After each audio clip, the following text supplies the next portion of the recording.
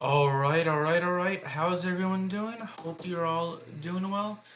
I'm doing well, thanks for asking. And today I'll be playing some MLB The Show 25. So let's go ahead and get this party started. We're going to be playing against the San Francisco Giants. So yeah,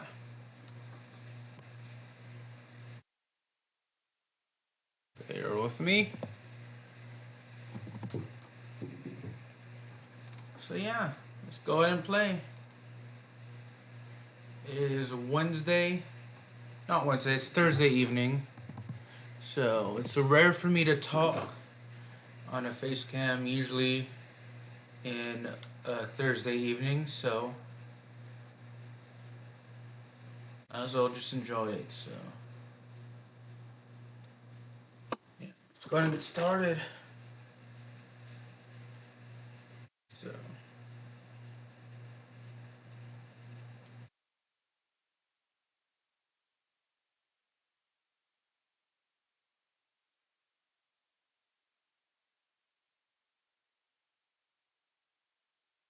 all right, see if we can strike out Victor Robles, which we can, which is good. First strikeout of the game, first out of the game actually. So it's not that bad. I got home from work. I had an earlier shift today actually, so there are like three or four main shifts at where I work. So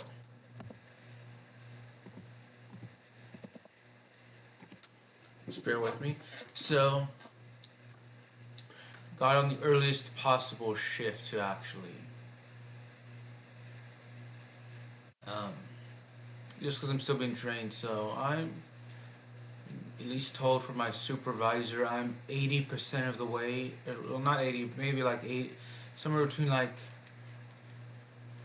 I remember the number, but it was like six. I'm told by my supervisor that I was like 80, around 80-ish% of the way down training. So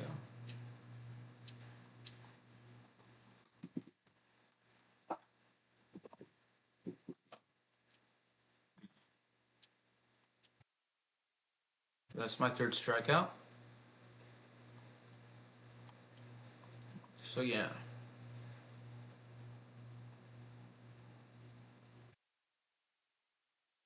I think 80, but that's my impression of the thing I'll actually have to ask. So it's just really just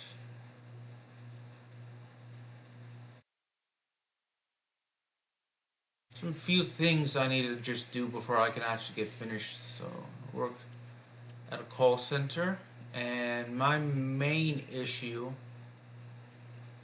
is just sounding confident on the phone.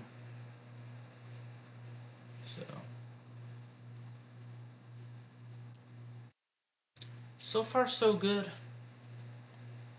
The boss challenge coming up. I'm a bit tired though, so woke up about 5:15, 5:20 ish to actually stream, and because my shift started at 7:30, I believe, and uh, so I went for a walk after, or I didn't go for a walk afterwards. I actually went. I went to work after my stream, and then I did manage to upload the stream and have breakfast, and then I went to work, and then I came home and just relaxed and watched some baseball. So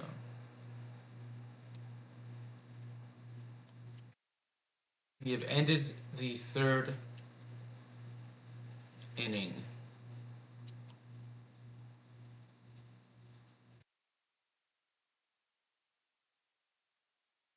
Managed to actually get him to swing and miss. It's good. It's always good when you manage to get someone to swing and miss. And strike him out on something that's below the zone.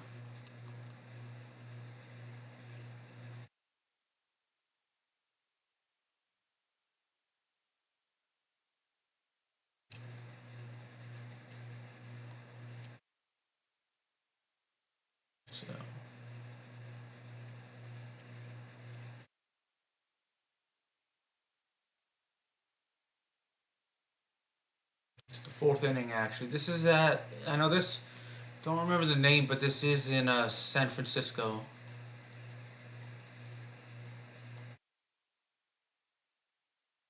So,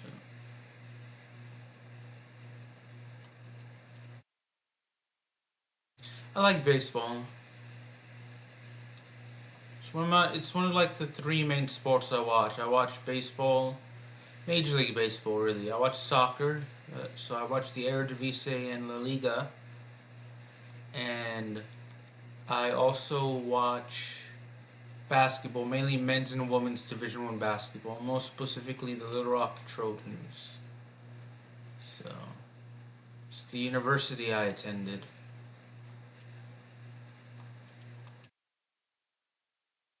Graduated from.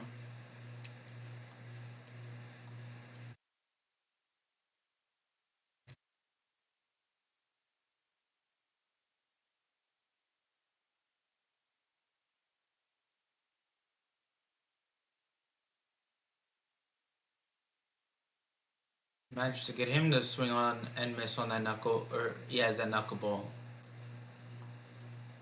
So yeah,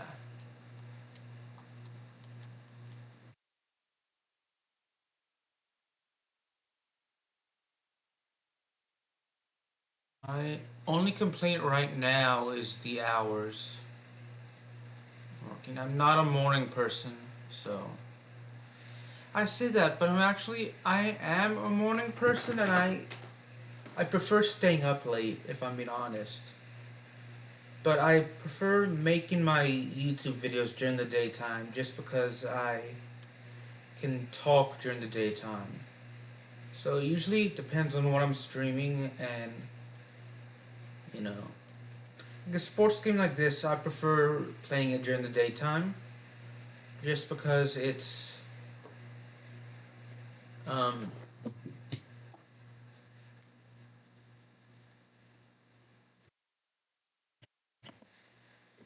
it's fun to talk during this game.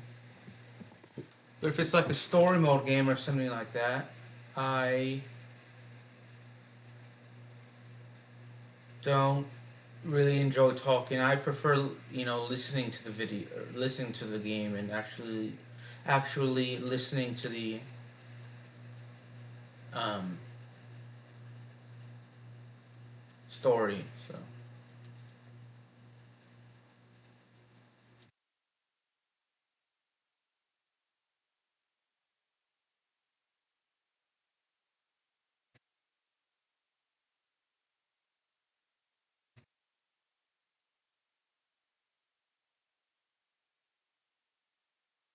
when we did end the inning, we just couldn't get two strikeouts. So.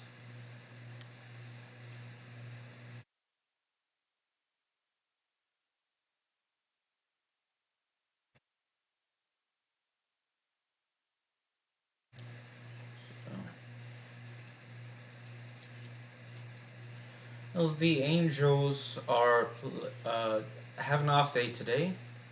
I'll normally watch maybe an inning or two most days at work, and then I watch the rest when I come home.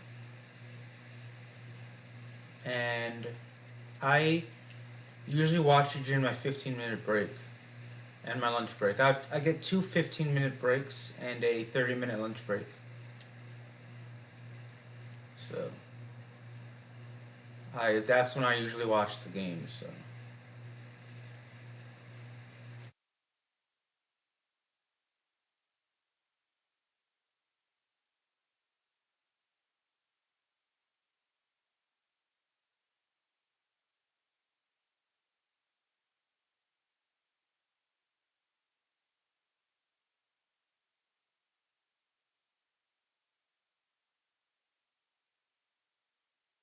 and then when I come home, I'll usually watch watch the rest of the game that I missed.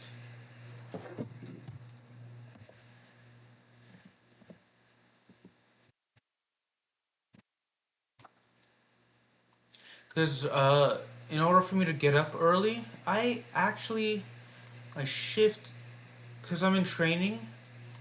It would my most of the time it would actually be from 8 to 4:30. and I can come home, relax, watch baseball, maybe watch a little wrestling, and do some just work-related activities.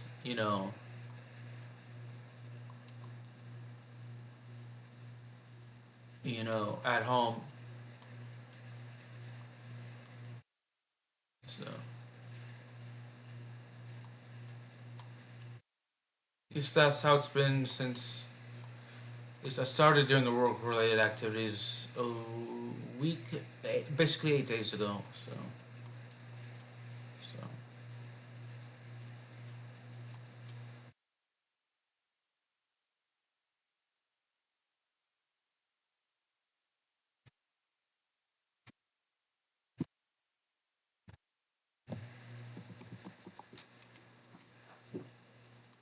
the ooh, and that is a perfect game. Nope. We need one more out, actually. I was not paying attention to the number of outs we had.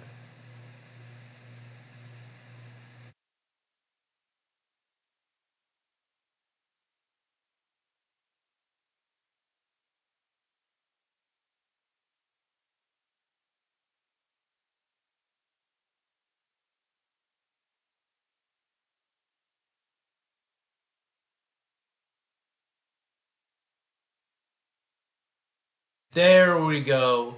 Now we got the perfect game.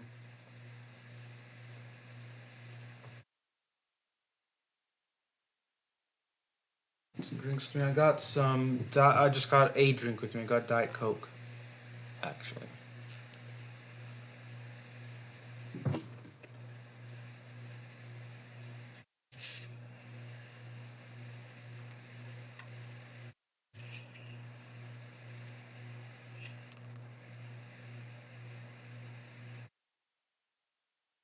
All right. So far so good.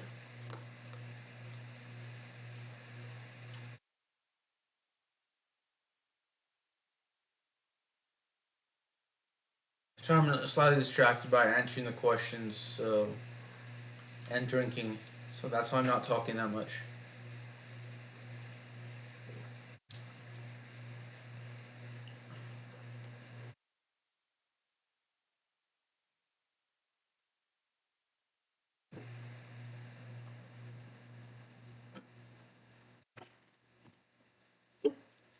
So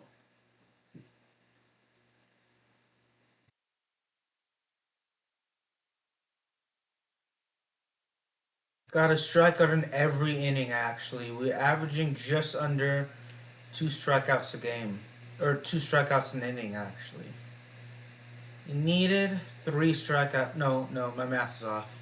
I'm not very good at math. I needed 3 strikeout. Again, why did I say three? I needed 2 strikeouts to actually average 2 strikeouts. Two more strikeouts to average 2 strikeouts per inning. I'm sleepy now, but even when I'm wide awake, my math is awful. So,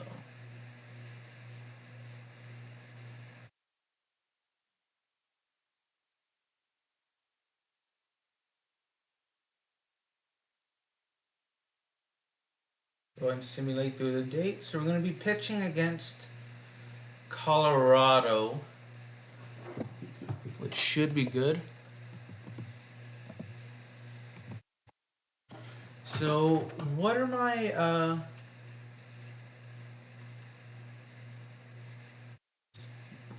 bear with me. What's my pitching? Excuse me, stats against Rockies. So 3-0 against them is 0.39 ERA. So quite a few teams I have not pitched against, actually. The Athletics are the only team in this game that actually don't have a city attached to their name.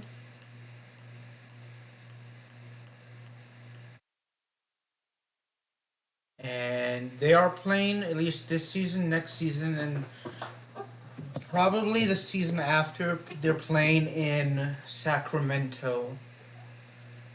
Um, just because they have a stadium being built in Vegas, and they couldn't, I think, agree.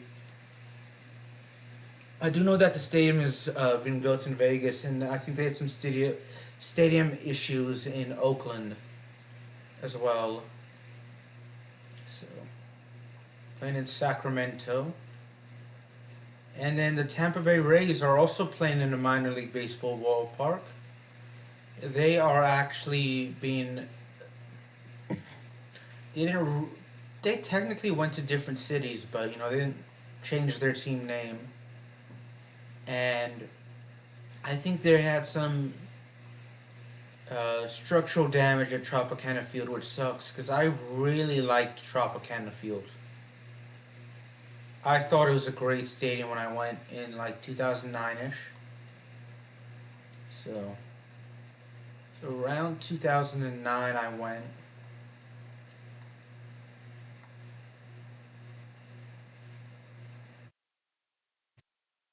Beautiful stadium. My favorite Major League Baseball ballpark is I've been to is it's a toss up actually between right now Wrigley Field and I say that, but I like Chase Field actually. Chase Field's probably my favorite. I've never been inside what's formerly known as Minute Maid Park in Houston, but I've driven past it. I have been to Fenway Park and Wrigley Field as well, and Tropicana Field as I mentioned. So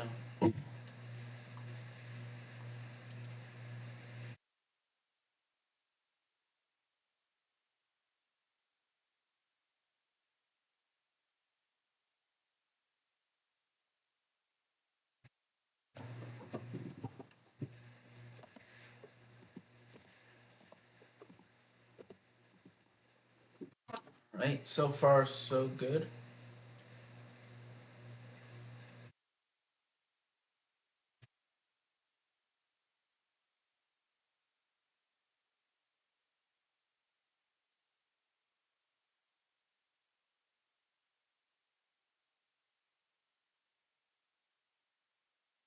I want to visit, Angel Stadium in Anaheim. That's mainly because the Angels are my favorite team. So I'd love to go to Angel Stadium. It's my favorite team play, but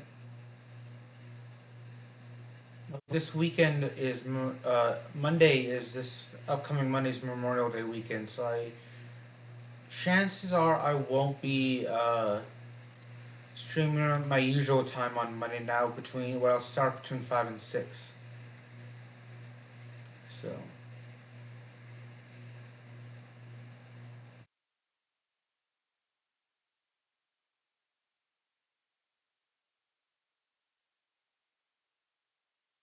5 is too early.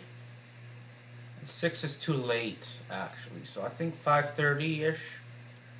Around 5:30 would be the best time for me to start streaming. So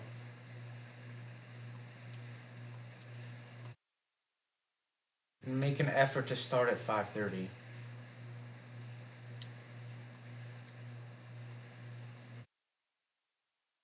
Can't guarantee I'll end at 6:30, but I will try my best to actually end at 6:30 in the morning. So really depends on how training goes and um,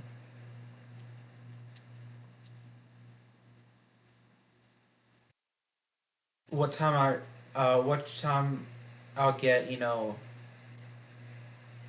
What time my shift will be.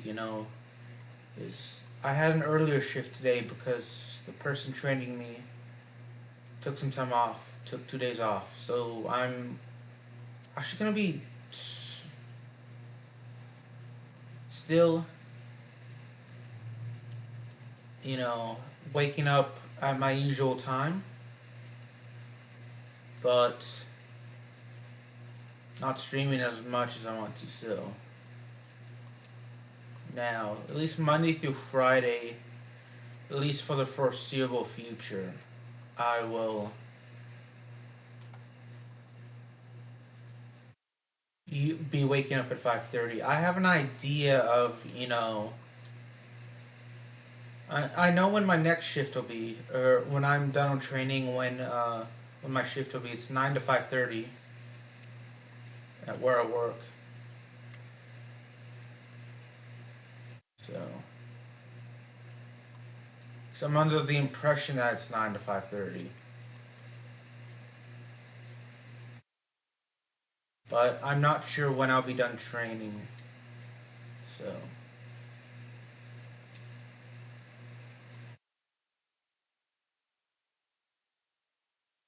then, traffic won't be as bad, but I will. With the route I take, it takes about 15-20 minutes, and that's even with decent traffic. Because this is like when I leave, it's usually about 7. So I'll usually, 7 or 7:30, depending on when I've been training. So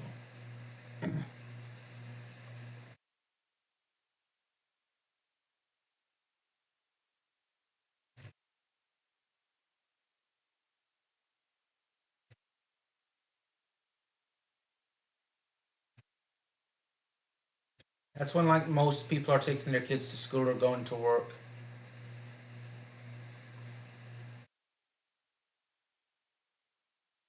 So at 9 o'clock, I'm just thinking of how long it'll take me. Maybe more or less the same. If there won't be as much traffic, maybe 10-15 minutes max. I think it takes like 15-20 minutes depending on the traffic, and whereas if when I start later, I can definitely wake up later and it won't take me as much time to go there. So.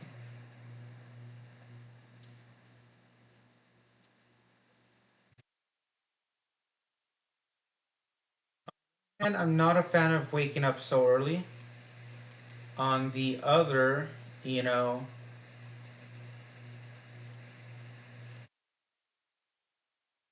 I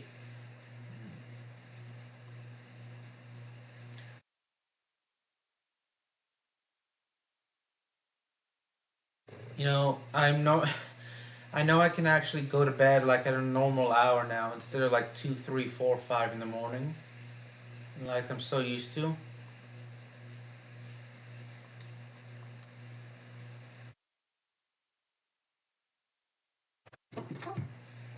But oh well, and have everything. So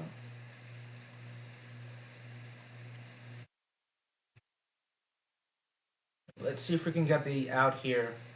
Trey McCarthy. That's a bat. So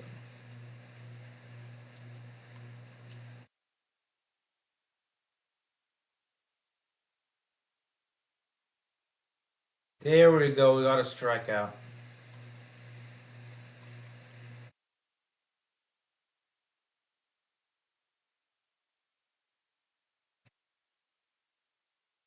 So I would like maybe my first 2 weeks I'd wake up maybe at 4:45, 4:55 ish, and I realized that would actually be too early for me to wake up, especially if I went to bed between 9 and 10. Like I fell asleep between 9 and 10.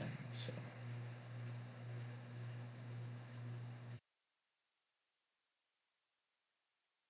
that's just not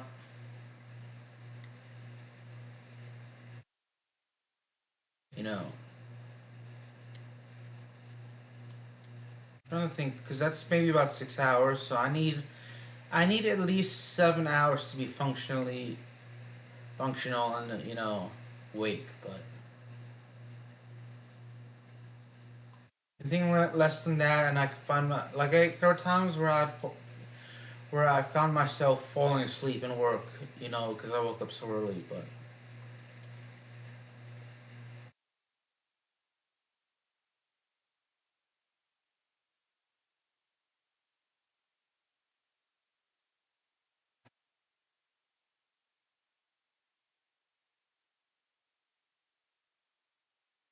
the the I wouldn't mind so much the hours if I could actually stream, longer, but just mainly I can't. But Monday through Thursday I usually can't. You can really only stream for about an hour. Well, it depends because if it's like I watch soccer with my family, and every time there's a European soccer game, whether it's Ajax or Real Madrid, I'll watch with my family during the week. So, and the past couple of years, Ajax has been played on a Thursday in the Europa League. But actually, at least this next season they'll be playing in the Champions League, which is a Tuesday or Wednesday. So, just like if I'm not on Thursdays, if there's like no wrestling or no soccer, I can definitely stream or basketball.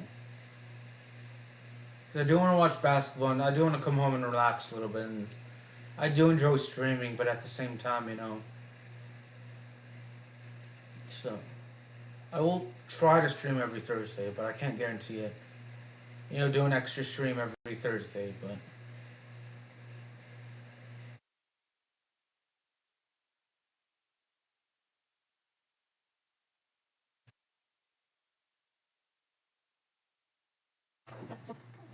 so,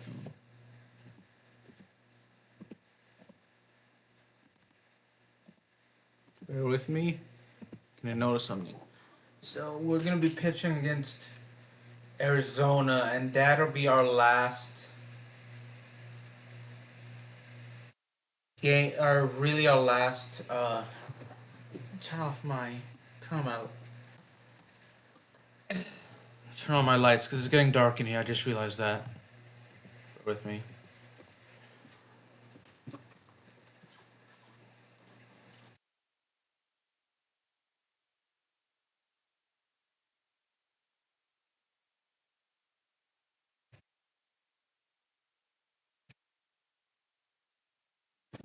So yeah, I forgot what I was saying, but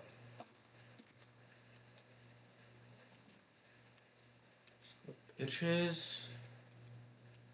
Let's go to fielding actually. Upgrade that, so we'll go up to 80 now.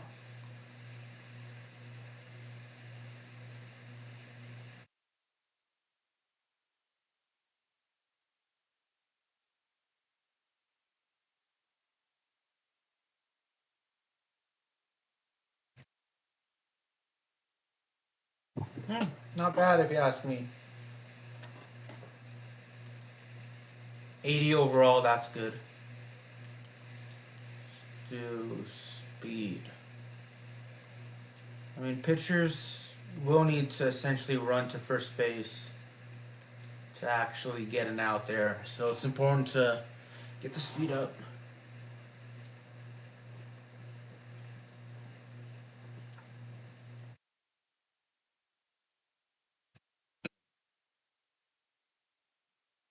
So one thing I don't like about MLB The Show 25 compared to the other games is the fact that when they're showing you the team stats in the loading screen, it does not tell you how many games you've played against that opponent, at least as a starting pitcher. Excuse me. That's my only complaint about the Road to the Show mode. That, and in terms of colleges, they don't have the college baseball team I attended. But, you know,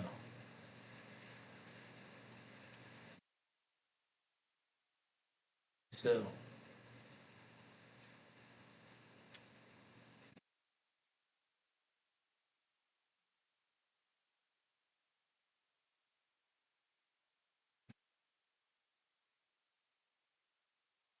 Well, this is going to be tough out to get Cattell Martin. So,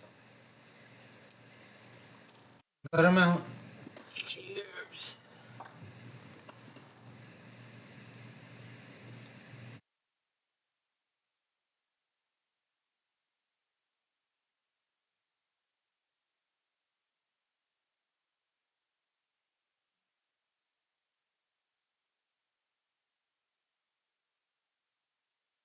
If we can actually strike out Corbin Carroll, who's going to be, I know, would be a tough player to strike out in real life. Actually, all the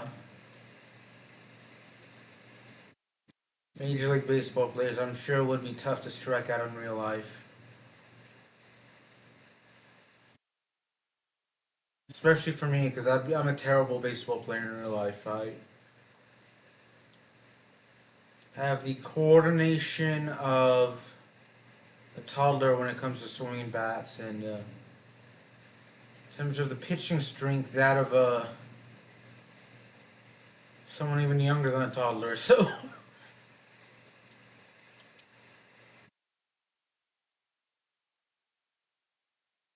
this will be my last game of the season, actually, not of the stream though. You check how many seasons I've been with San Diego. I know I'm in my first or second. I just don't remember which one.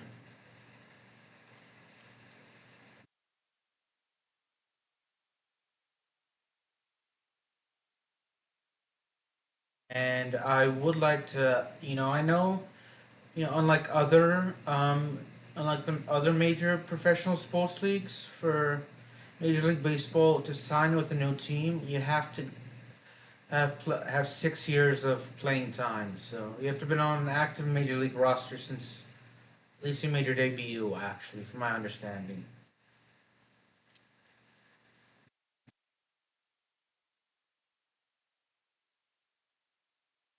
You need 10 years to be eligible for the Hall of Fame as a player.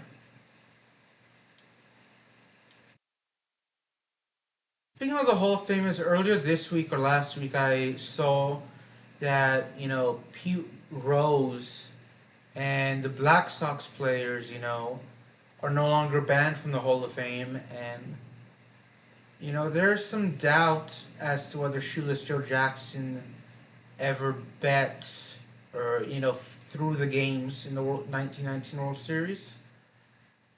I haven't really looked into it enough to actually form an opinion on that. I know Pete Rose was suspended for gambling, and I agree with that. I agree with Pete Rose being given a lifetime ban because if you're a player or manager, you know, you'll have the or player manager like Pete Rose was. You have the ability to influence games. Whether it's good or bad, intentional or unintentional, and you know, he can. You know, I do think that the lifetime ban should end up upon a player's death or a person's death, but you know, as someone that is gambling while they are part of an MLB team or part of a MLB organization in any capacity, that has the ability to, you know,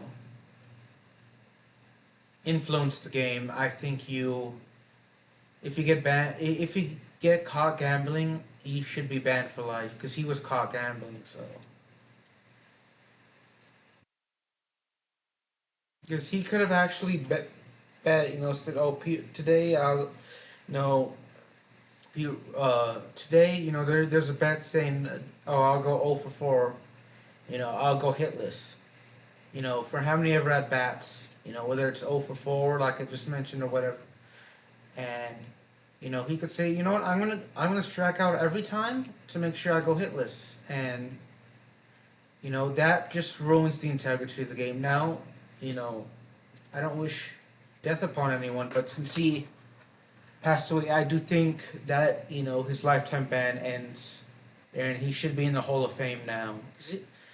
Say what you want about him gambling, he is a really phenomenal hitter, and arguably the greatest hitter of all time. So I do agree with him and the other players being removed from the ban list in death. So the fact that it took some of them over a century to be removed should, is wrong, but better late than never. So,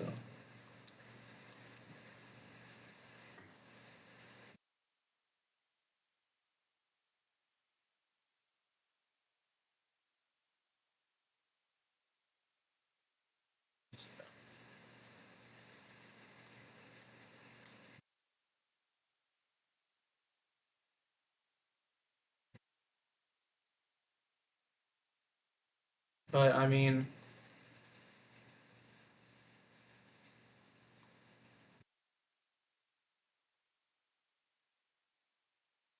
I also think the punishment has to fit the crime, so to speak. So, anyways,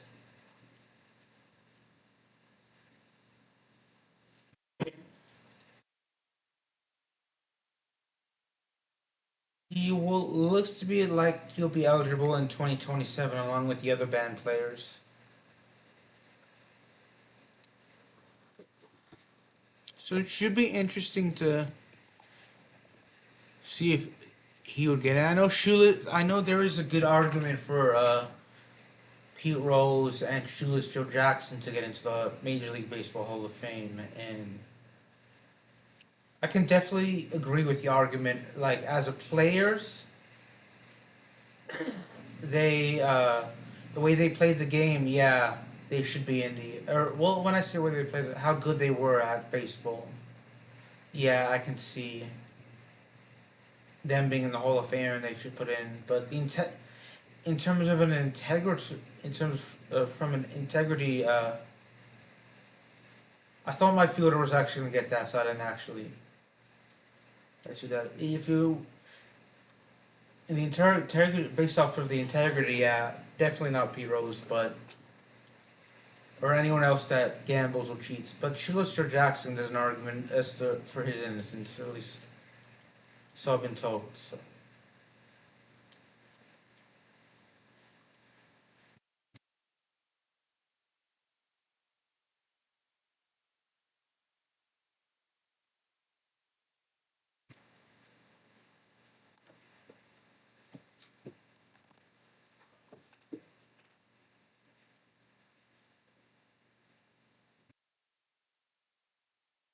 Those of you that watch sports, what's your favorite sport to watch, and what stadiums have you been in? Now, the nicest stadium I've been to overall would probably be the Santiago Bernabeu. And I like Tropicana Field though. I'm not a big Rays fan, but Tropicana Field was nice. I believe it's the American Airlines Center, where in Dallas that is probably the nicest in every aspect in every department. So Frisco Park, I believe. I know that's where FC Dallas plays. That's really nice. Chase Field's really nice as well in Phoenix, Arizona. Simmons Bank Arena in North Little Rock's nice. Same with Dickey Stevens Park in North Little Rock, Arkansas.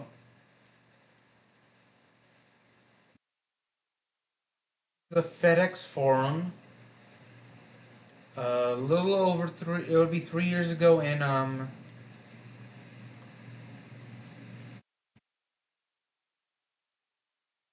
May, or not May, in February that I've been.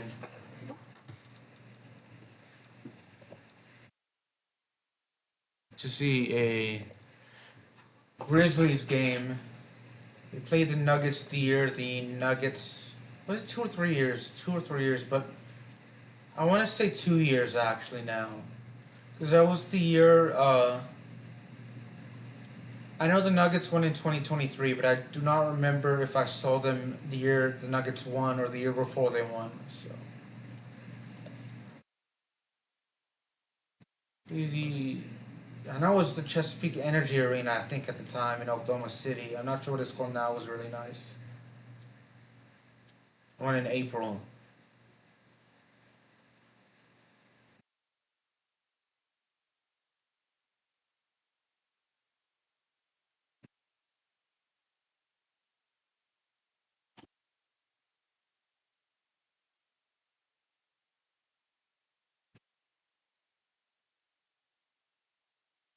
Being relieved in the eighth inning, so this marks the end of the regular season.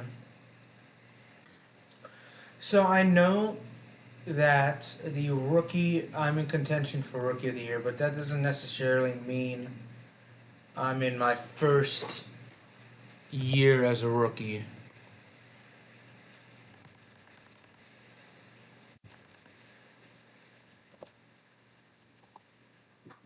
So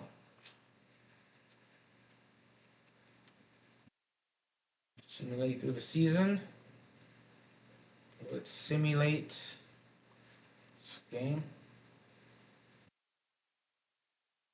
Let's do palm ball control.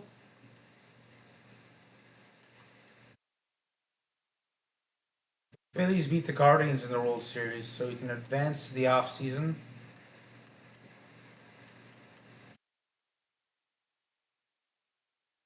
Pitchers and hitters that are retiring.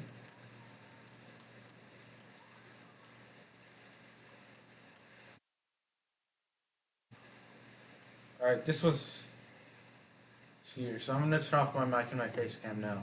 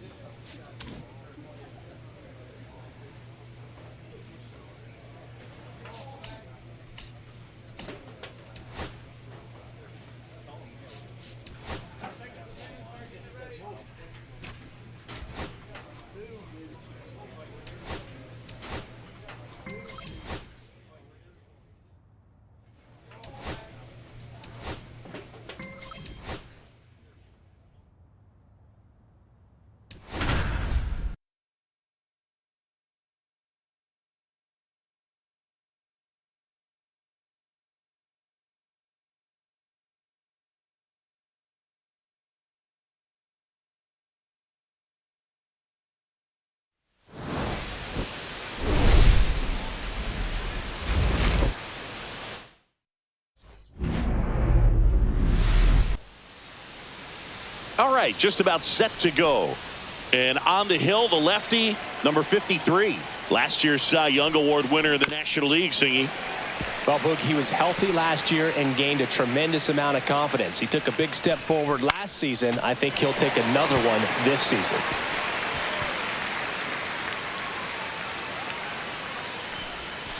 Goes down looking for the strikeout. That was pretty nasty. One down. Here comes Cody Bellinger.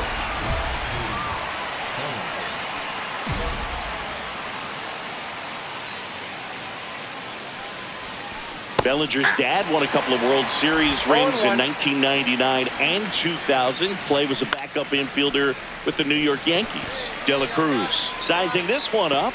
Makes the grab, and there's two gone. Two down, base is empty. Here comes Ozuna up to the plate.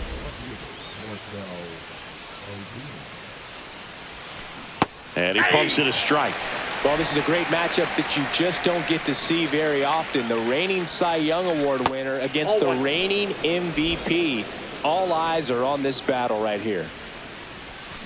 Swing and a miss, and that's strike two. 1 ball, 2 strikes. And a swing and a miss. Beat him with a fastball. End of a half inning of play. Back at right field. Second inning set to go. Now here is Brandon Lau. And that one fouled off.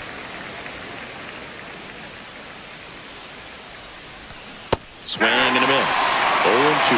No ball, 2 strikes. Headed towards the corner. And that's a foul ball. The 0-2. And a ground ball to first. And foul ball. That one missed. See if you can go upstairs a little bit. Make sure you miss up and out of the zone since you're heading to count 1-2. Don't miss in the zone because that's where you can get hurt. Swings and misses. Struck him out. Freddie Fermin steps in for the Royals. Tapped softly on the ground. Baldwin. 2 up, 2 down. And next up for the Royals, Vinny Pasquantino. Swings through that one for strike 1. 2 out, space is empty.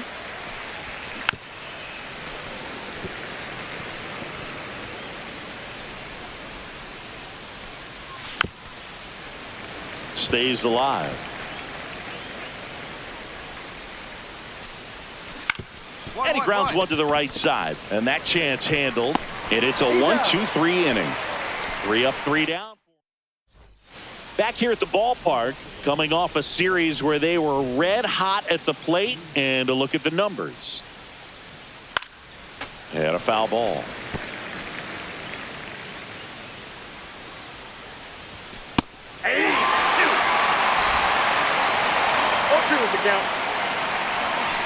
Right through there, got him. And he's notched 4 strikeouts now. And now the shortstop, Nick Lofton. Late with the swing there. 0-1. Fought off foul.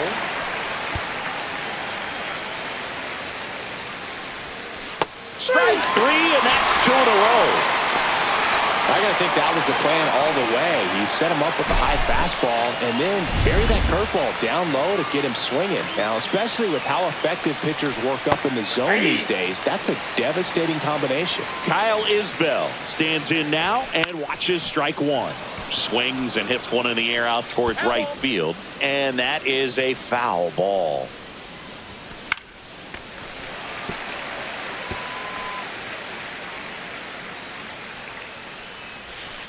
Got him looking for the K, and he strikes out. And welcome back to the ballpark. Here's the third baseman, Michael Garcia. And a first offering a fastball for a strike. Swing and a high fly ball pulled foul, and that's out of play.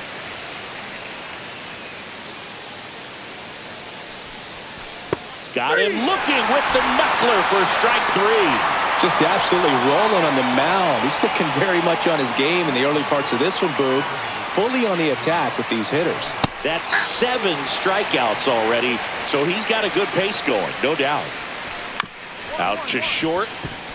Baldwin sends it to first, and Bellinger is out. Marcelo Zuna coming up to hit. Just missed. Counts 1-0. Out in front with the swing, and that is strike one. 1-1. That's in there.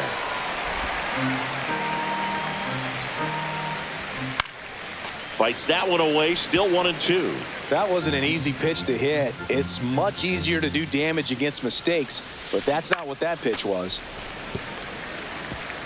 The Royals still looking for their first hit in this one. Got him looking. Strikeout number 8. Royals go down. Here on the south side, we go to the top of the 5th, and now it'll be the cleanup spot for the Royals. Brandon Lowe. Swing and a ball popped up. Shot under this one. Puts it away for the out. One up, one down. Next is the Royals catcher, Freddie Fermin. And a first pitch fastball is in for a strike. Fermin, 31 years old, and he's a former Gold Glover in the American League.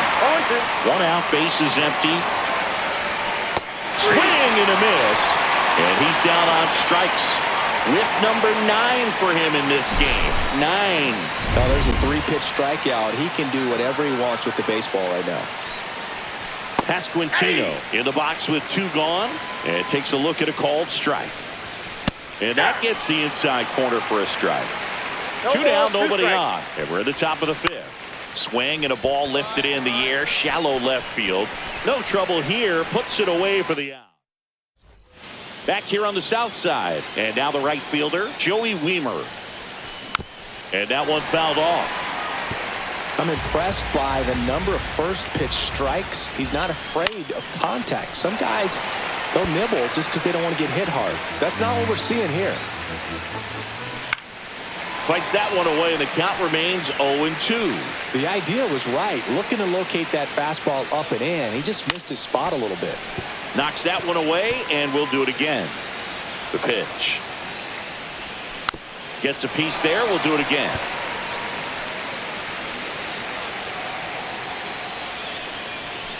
And a swing and a miss, down on strikes, and that K brings him into double digits for the game. Pretty electric stuff showing up on the mound right now. I mean, in the double-digit strikeouts, he should be able to rack up some more before he's done in this one. And there are not many of these hitters have had much of an answer for what he's offering out there.